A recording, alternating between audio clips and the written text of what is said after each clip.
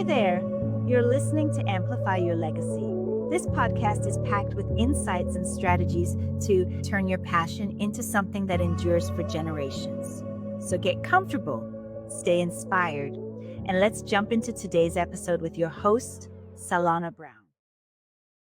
Welcome, everyone. Welcome back to Amplify Your Legacy. I'm your host, Sallana Brown, and today we're going to talk about something that can actually change the way you think about your own ideas, turning them into assets that live on. My guest is Shadeed Eleazer. He leads a team that develops intellectual property for experts and entrepreneurs and help them actually license their content to corporations and universities so they can increase revenue and boost authority. He's a Goldman Sachs 10,000 small business grad, a SCORE mentor, and the youngest SCORE chapter president in the United States. So Shadeed, I want to welcome you to the show and thanks for being here. Well, it's an honor and pleasure to share this time and space with your podcast audience. Let's get into the discussion. Yes, let's start where you are today. What does your work look like right now and what keeps you busy? Tell us a little about that. My work right now, what inspires me is content, intellectual property, and content and intellectual property tends to be what makes us unique when we talk about our gifts and expertise. As children, we were told, we're all special, but work, distractions, and the need to make a living oftentimes kind of dilutes that star shining bright. And so in my work, I think what excites me is the ability to kind of take the polish and help people's star shine brighter through developing what may be a best-selling book into profitable intellectual property. And so what the next chapter of my work, from working with public figures and politicians and all these different interesting people, is creating that content that lasts beyond the natural years and to start to move into estate planning. So how can you take a best-selling book, for example, and make sure that book not only is profitable today, but also for your grandchildren, for example, to be able to benefit from it. And so there's different rules, there's different instructions, there's different standard operating procedures that make that possible. And so what excites me nowadays is the ability to take what works today and have that for future generations. We have the examples such as Think and Grow Rich, for example, where Napoleon Hill wrote the book decades ago, and it's being introduced to new generations. And we oftentimes look at examples such as that and we say, wow, but what I help my clients to do is to say how and reverse engineer that success example so that it's something that is a template that they can utilize in order to mirror that success within their own lives and their own businesses and brands. It's wonderful. I love that. And I love how hands-on it is. So what first pulled you towards helping people license their content instead of, say, just coaching them on marketing? Well, that's a good question. Licensing came to me by accident. Way back during the attack on 9/11, I was in the military at the time, and I was part of a battle group that served as the response division to take all military jargon out of it. So I was part of the battle group that had to respond to this attack. And so during that time, there I was on a ship. And so just to give a plain example, the ship itself was woefully underprepared for this battle. It was the oldest ship in the fleet of battleships.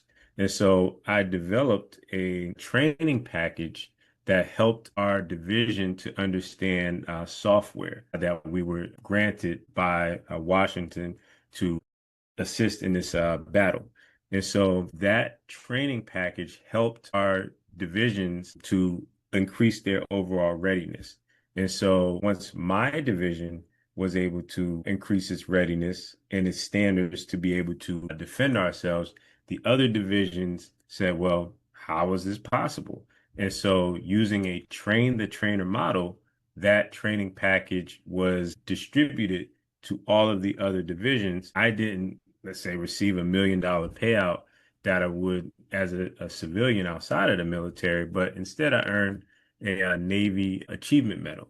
And so that was my first example of licensing, taking content and distributing it to other parties who had a need for it.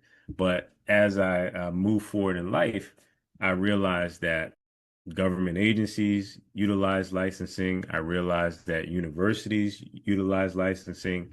And when I begin to connect the dots and say, well, wait a minute, if entrepreneurs and small business owners and personal brands are able to create something of value, then they can build their businesses and brands utilizing the same approach that some of the larger entities do. And so that became the gap in the marketplace that I realized that licensing is an efficient way to build a business instead of selling services one-to-one or selling a book to an interested reader. It's all about leverage. I love that. And it makes perfect sense. But for someone who's thinking content licensing sounds complicated, how do you explain it in plain terms, plain language? Well, I use a few common examples. Number one, we've all been to some form of schooling in our lives. We did not grow up in the wilderness. We went to some form of school at some form, shape, way, shape, and form in life. And so the first example I like to utilize is the textbook. So we just take basic history textbook. The first thing I want to make sure is clear is that your history teacher, no matter how brilliant or accomplished they may have been, did not write or author or publish the history textbook that you utilized at any point in your scholastic career. What actually happened was a publishing company utilized, or they published a textbook, and licensing is so lucrative that they found through non-exclusive licensing the ability to distribute that book to that learning institution, whether it was elementary, middle, high school, or college. And so oftentimes if you transferred schools and you went from one school within your school district to another, you may have also found that the same book that you utilized for history at one school was utilized at another. And so that's an example of non-exclusive licensing. Another example, many of us have been to at least one church service in our lifetime. And so when you sit in the church rows or the pews, that as they call them, you notice that there tends to be a holy Bible of some sort. Also tends to be a hymn book. Now, your pastor, your rabbi, your preacher, depending on the denomination you may choose to follow, did not write the Holy Bible. The choir director did not write the hymn book. Licensing, again, a publishing company that specializes in religious text happened to create that particular Bible, whether it's King James or other versions, and they, through licensing, made it available to your religious institution. And so these are two of the most common forms of licensing that exist. So if you create a form of content, such as a book, such as an online course, you, instead of selling it one-to-one, meaning you sell it to someone who comes to your website, you can partner with an entity or organization that is in the business of serving your target market. So if you are a business coach and you write a book on how to write a business plan, instead of selling that book to a freelancer, selling that book to an entrepreneur, selling that book to a personal brand or some form of business owner, you can partner with the Small Business Administration, for example, because they have thousands of entrepreneurs, small business owners that are within their ecosystem. So you can make that book available, if they say yes, of course, so Sure. that it sells at scale. So these are three examples using everyday examples of how licensing is utilized in day-to-day life. That's great. I see that's really approachable. Um, what are some common misconceptions you run into when people first consider licensing their product? Oh, great question. It's oftentimes a mind game, meaning most accomplished, most experienced entrepreneurs and professionals tend to place a price tag on their content that is not based on reality. It's not based on what the market dictates. It's not even based on what people are willing to pay. Okay. Oftentimes, entrepreneurs and professionals tend to disqualify themselves before the game even begins. So the biggest misconception is that content is not as valuable as the market dictates. So another misconception is that companies companies create their own content. So if you're an employee, for example, you work within corporate North America somewhere, and you receive the onboarding manual, you Hmm. may believe that the company actually sat down and created that manual. And what people don't realize is that Fortune 500 North America is one of the biggest buyers of content that exists. And so they don't create their own resources. They outsource to small business North America in order to make sure they have the training materials and resources in order to enrich, enroll, or retain their students and or employees. And so Wow. those would be common misconceptions that exist. And ultimately, especially with the first, you have to give yourself permission to play the game at a world-class level. Otherwise, you will undercut and undervalue your own efforts every step of the way when it comes to licensing. Wow. That's really amazing. Of course, the mindset is definitely important because you're ruling yourself out before you, like you said, before you play the game. Yes. Do you have any favorite success stories where licensing completely changed someone's business? Hmm. Okay. So when we talk about licensing, and I will leave the name out as I did not ask for permission to tell some of the details of this story. And Got it. so we have an individual, young lady, who has a very large following. I feel like if I tell this story, she's going to know. But she wrote a book on financial literacy. The book for ages about 18 to about 30. And so essentially the young person's guide to unconventional personal finance. How to stop living beyond your means, stop living like you're in a music video, and start to build a financial empire according to time-tested principles. And so in her particular case, the book did well because she's very in tune with her social media audience, thousands of followers, very high engagement. But when it came to the corporate world, there was this barrier where she felt that her content was more cool instead of corporate. And Okay. so some of the mindset work that had to be done was to understand that, again, not every organization is a fit for certain types of content, but there's always a buyer of content and there's a wide variety of content in corporations or nonprofits or after school programs or fraternities and sororities that also purchase content. So there's a broad spectrum that you can work with. And so in her case, she found an after school program. She also found a very large financial literacy community. And so with those particular deals, they were non-exclusive, meaning she could utilize that content that she created and distribute it without any penalty. And the same content could be used similar to a textbook in the educational example.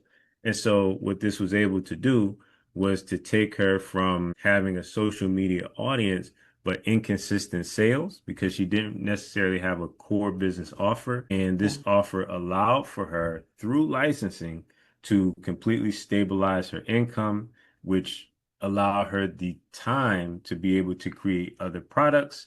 The financial literacy curriculum that she created for those two entities ended up helping other leaders emerge from the programs that she created.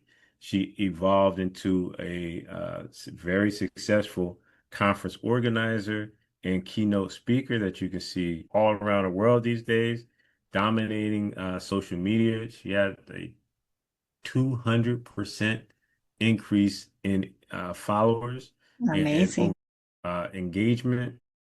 Pretty much a full-blown celeb today, but in those humble beginnings, Sure. it was more so about giving herself the permission to pitch her work to what you would call non-traditional entities instead of just thinking of corporations such as Microsoft or Google, which tend to be more suit and tie, but organizations that allow for her to express her brilliance and actually love to work with her.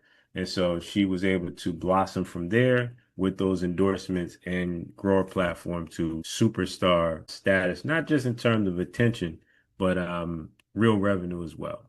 Very happy, proud of her journey and success. Well, I love that story. It just goes to show that with the right systems, the right, people that you can see a snowball effect. Yeah, the snowball effect is really important, and that really worked for her. That's amazing. And I love that turning point in her career and her strategy, her journey. I often say, be the first, pave the way. Were you the first in your family to build a business around your own ideas? No, I am nothing more than a branch on the tree. I'm not even the most talented or intelligent or accomplished member of that family tree.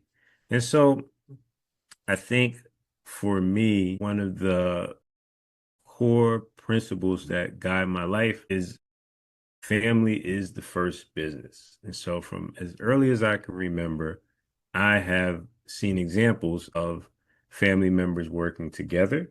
I've seen examples of family members who may have had full-time jobs, but the mentality was always when you come home, you build for self, or no matter what job you may hold, you build and do for self. And so collaborations, partnerships, and different forms of business growth. These were examples that I've seen. I can't even tell you when it began. I've been a person who worked within our family businesses, which included catering.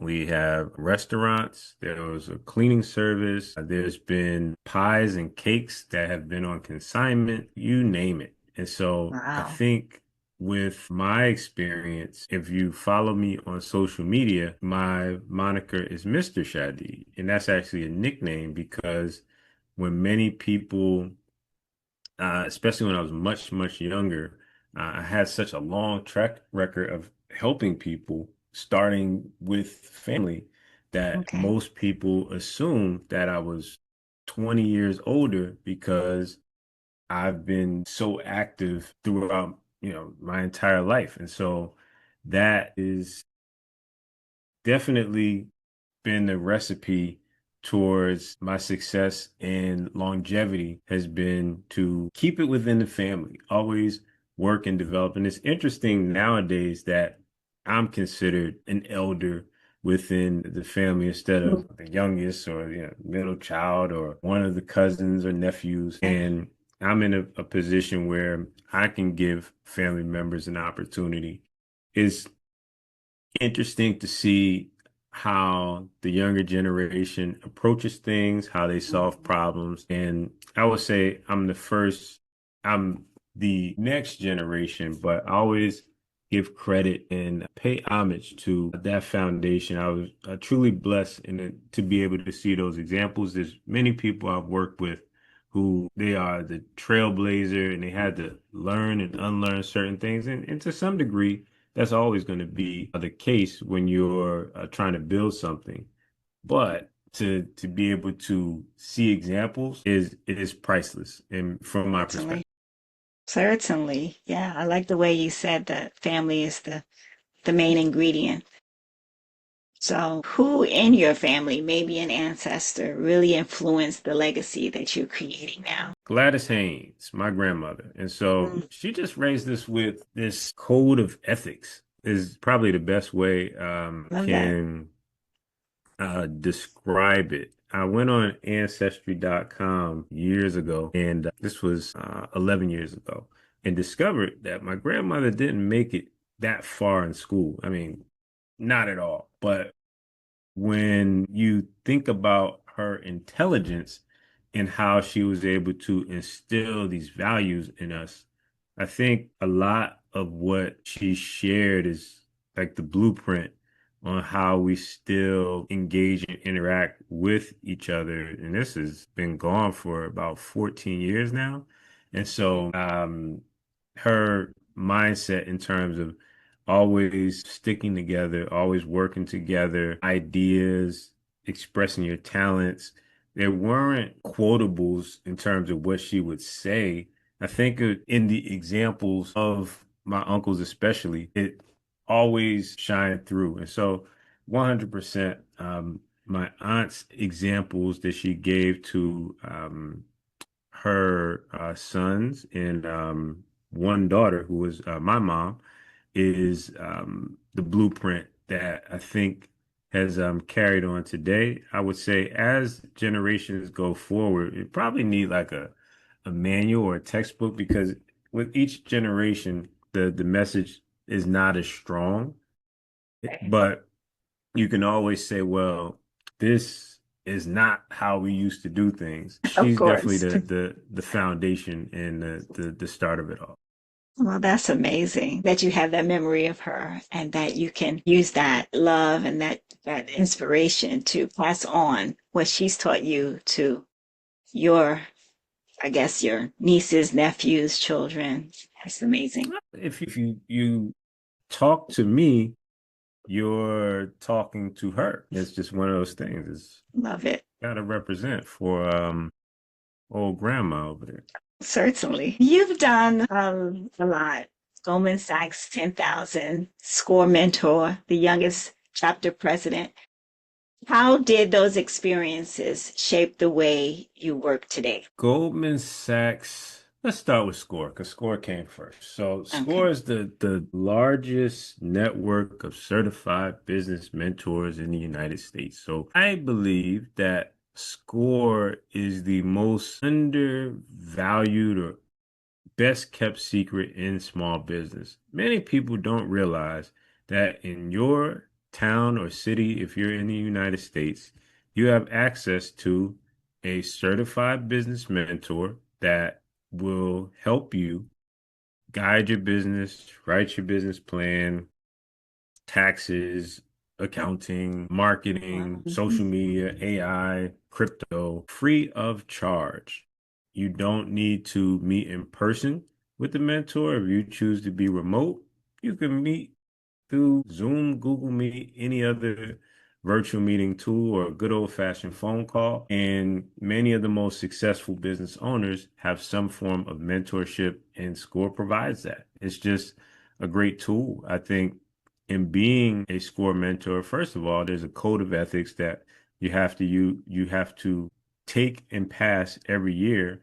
And so being bound to those codes of ethics raises a personal standard, and having access to the wide range of resources that exist from templates to videos to training is priceless. The people that you meet within Score, the R in Score actually has stood for retired. So it used to be once you retire, you join Score and you help business owners.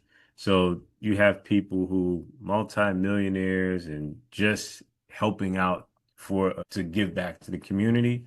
But nowadays with SCORE, more of the working entrepreneurs are within the ranks. And so you have a great balance of both.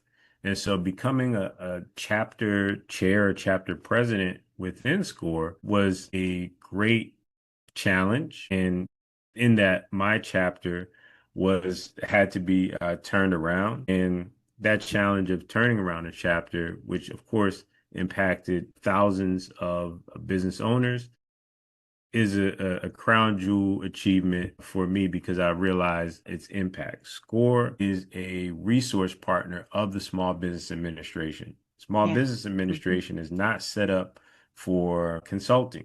So they have different consulting partners that carry out the mission. And so to be able to engage so closely with SBA, of course, taught me how business really works. And so that is a privilege in itself. And transitioning over to Goldman Sachs, I would say the Goldman Sachs 10,000 Small Businesses network is the most valuable network that I have access to. It is a rigorous program that allows for someone who is a serious and accomplished business owner, because you have to have a record, a proven track record of success to even be accepted into the program. Okay. It teaches you a lot about how business really works. I think some of the curriculum about business valuation and accounting and being able to meet business owners who are the gold standard in those areas, it is no choice but to level up what you're doing and how you do it. And the follow-up after the program, where you have to submit your progress reports, is just a level of accountability that you don't find everywhere. And so it definitely helped me to understand what it takes to remain in business and some of the reporting and accountability that goes into that. Wow, that's wonderful. Indeed. Yeah, it definitely shows in your approach and all that you're doing. So that's amazing. Okay, so fast forward to today. How are you intentionally building your own legacy through content licensing? Intentionally building legacy through content licensing. I think what I realize now, especially with becoming a parent and growing older myself and watching my parents grow older, and creating content to support a family, what I realize is that what I create is not for play. It's not something that's a hobby. Okay. It has to make sense.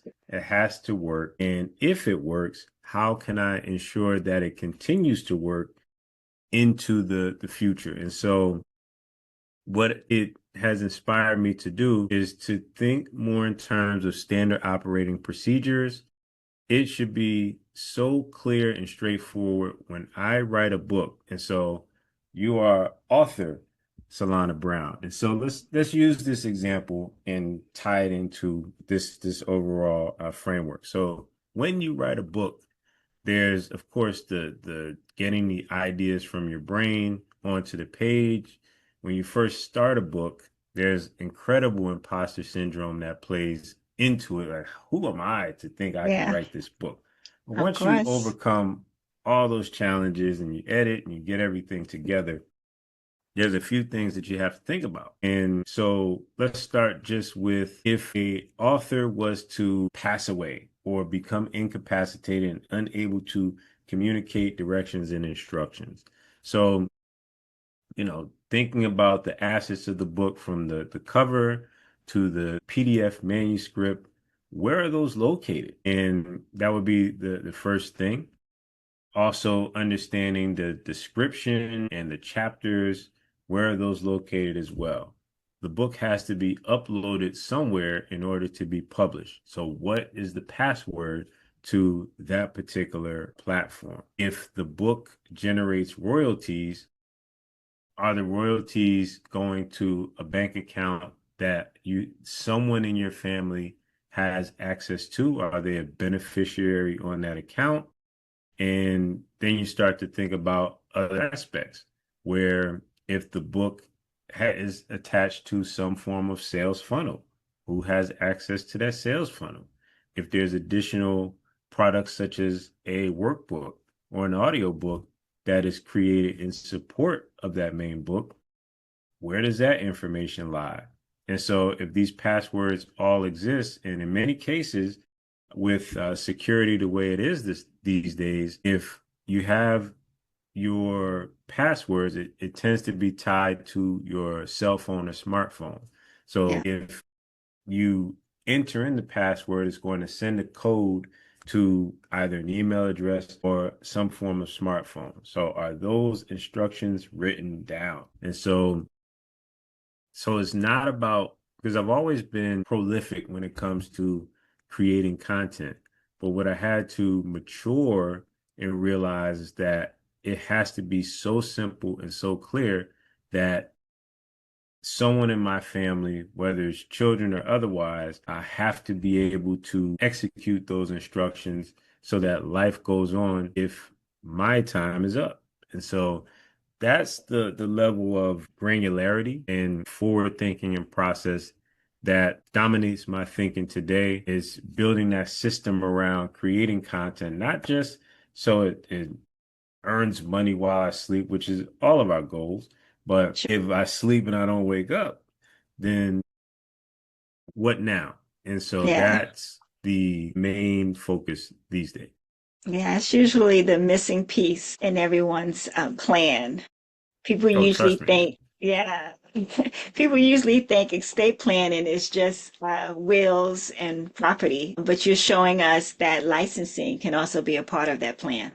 Love it. And it should be. It should be. I think what's powerful about licensing is that when you make your business licensing ready or compliant, it creates the foundation to have effective estate planning. You can write within your licensing agreement, upon in the event of my passing or death, route the proceeds to this account or to this trust. So these are Proactive. these are all forward thinking instructions that we have to start to consider if we are serious about our content.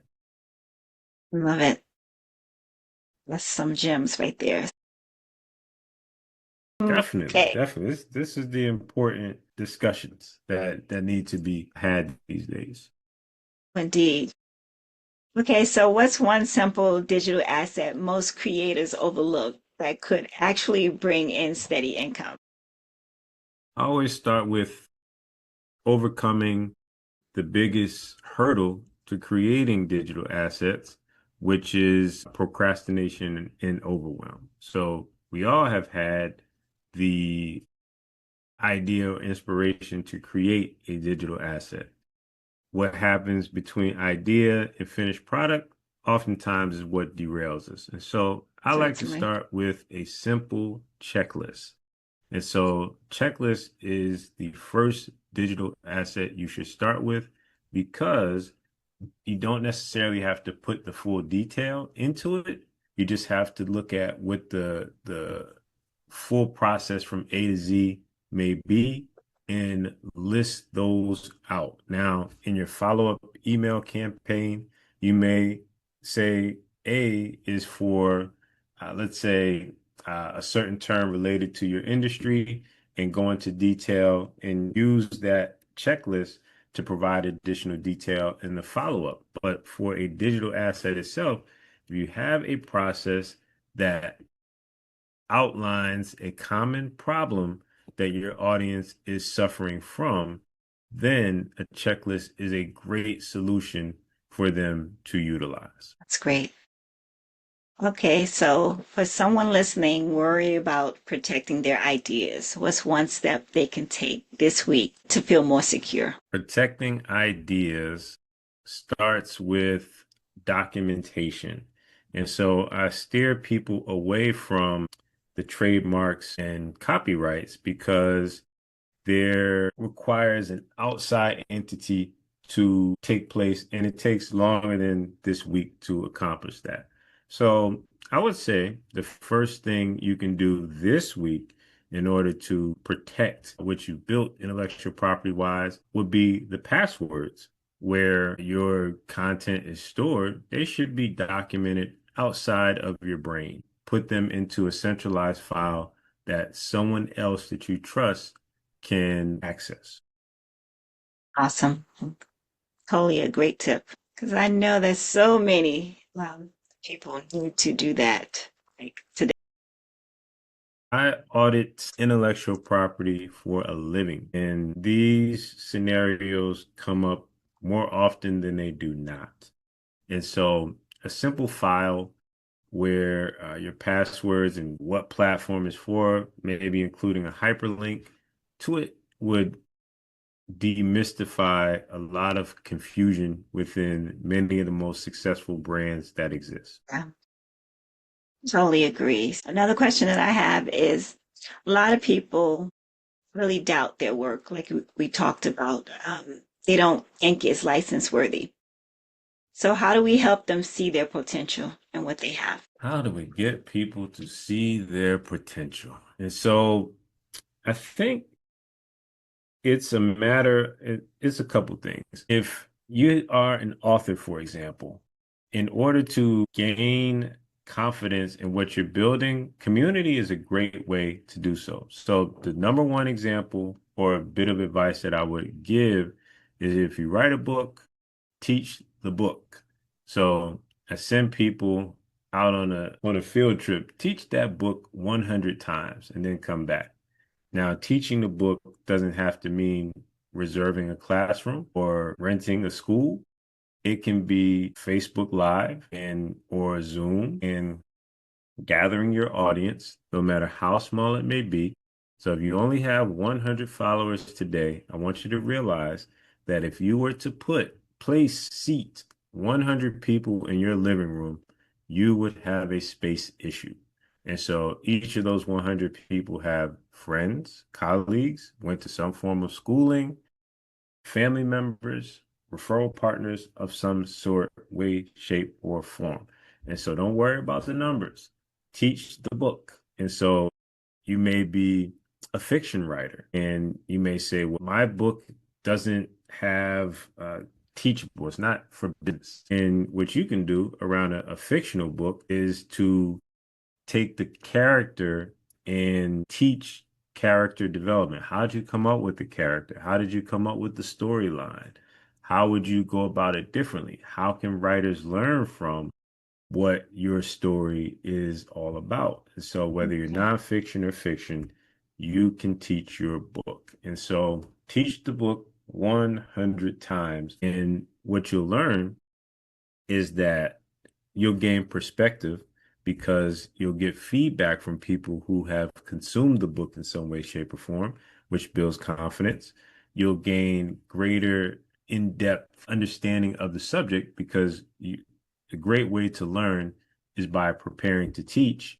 You'll understand your impact in a greater way, and you'll gain the feedback, which will help you for the next opportunity to write or publish again. And so teach your book is what I recommend to develop the confidence needed to begin to form partnerships with agencies, universities, corporations, or some form of entity that will find value from what you've published. I love that. Great tip. Thank you. Okay, so looking ahead, what trends will make content licensing even more powerful? Well, what we find, we have to start with AI. And so people are able to create content in a much more efficient manner. So AI-driven content and partnerships around AI will be a dominating trend. That's number one. Number two would be content that is distributed via the mobile user. And Okay. so more and more organizations, especially since we've all gone through the COVID era, companies had to adjust to remote work. But now, with each and every employee, student, or otherwise accessing the world and viewing the world through their phone, what people who purchase content are looking for are how can we make the experience consistent across devices? And so if you are a content creator or you are a business owner or leader, how you optimize the mobile experience is an emerging trend as well. Okay, great. Okay, so you talk about legacy a lot. How do you personally define it right now? Creating something, whether content, experiences that benefit your children's. The answer to what you are remembered for is my definition of legacy. That's great. I love it. Okay, and for someone listening who's ready to amplify their own legacy, you've given us so many tips, but what's a practical step that they can take today? Practical step would be to go to a location that allows you some quiet time and to get really clear on why you're doing what you're doing and who you're doing it for. Can oftentimes, when it comes to especially younger creators and especially single creators, is you find that their reason for success is often very shallow. Children are a gift in that they help selfish and shallow people. They force selfish and shallow people to think beyond themselves because they have responsibility for something or someone that cannot necessarily take care of themselves. And so that tends to create this trickle down effect into content and intellectual property as well. So I think that getting clear about the who and why, whether you want to retire your parents, whether you want to help underprivileged people in your community, you want to build something that makes a difference, your why is up to you. But I think in order to build something that is tangible and has longevity, it's important for you to get very clear on that. And once you're clear on that, you're able to build something that matters because it doesn't just matter to you. That's so true. And I love everything that you shared with us today. Simple and powerful.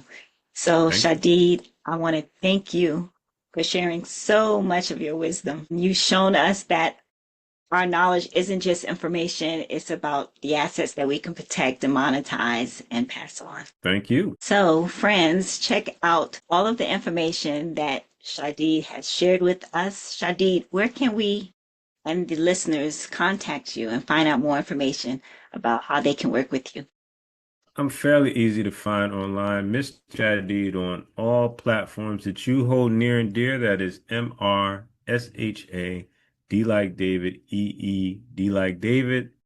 Find me, connect with me, ask questions, ask for examples. Let's build a connection that hopefully will help you to create that legacy that has been discussed during this episode. Everyone listening and watching this, remember your ideas have value. Start protecting them, start sharing them, and start building the legacy that you deserve. I'm Sallana Brown, and this is Amplify Your Legacy. See you next time. That's all for this episode of Amplify Your Legacy. A huge thank you for listening in today. I hope today's conversation has sparked some reflection on your own legacy. Let's keep the conversation going. Connect with me on LinkedIn or Instagram at Sallana Brown. And visit sallanabrown.com for more resources on growing and preserving your legacy. Be sure to leave a rating or review. It helps others discover the show. And don't forget to subscribe to the podcast so you don't miss out on future episodes packed with inspiration and actionable strategies. Until next time, keep amplifying your legacy.